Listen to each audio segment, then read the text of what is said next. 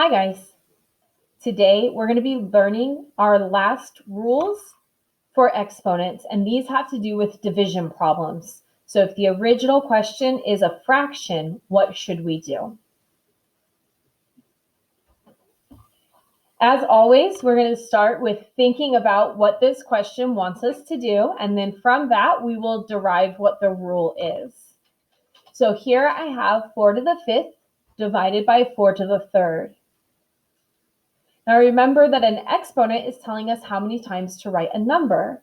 So if I wanted to write this out in long form, I would write 5 number 4s on the top and 3 number 4s on the bottom.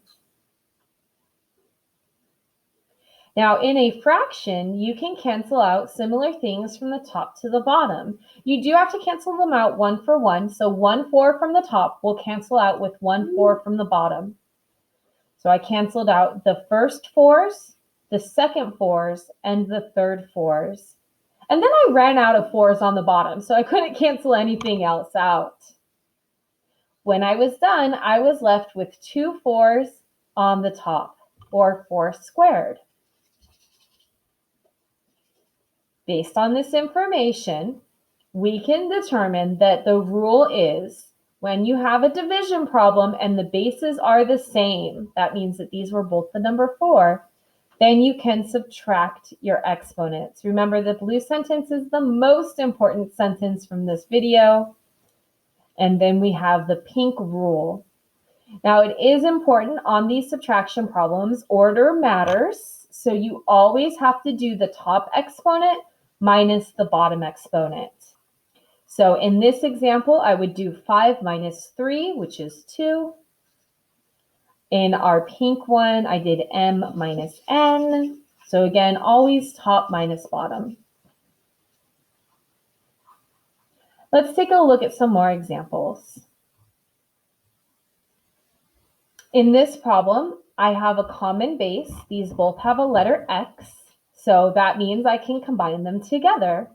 And I'm going to combine them by doing the top exponent, 5 over 2, minus the bottom exponent. Now, when you're adding and subtracting fractions, you do need a common denominator, so I cannot subtract these as they are right now. I'm going to make the 2, which was a whole number, into a fraction, 2 over 1, and then I will multiply it by 2 to get that common denominator. 5 over 2 minus 4 over 2 is 1 over 2. And this would be my final answer, x to the power of 1/2.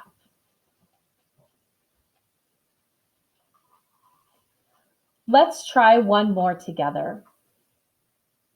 In this problem, I can combine together my letter m's and my letter n's, but I do want to do them both separately. So I don't want to combine all of them together. So it's almost like it's 2 different math problems, one math problem for each variable.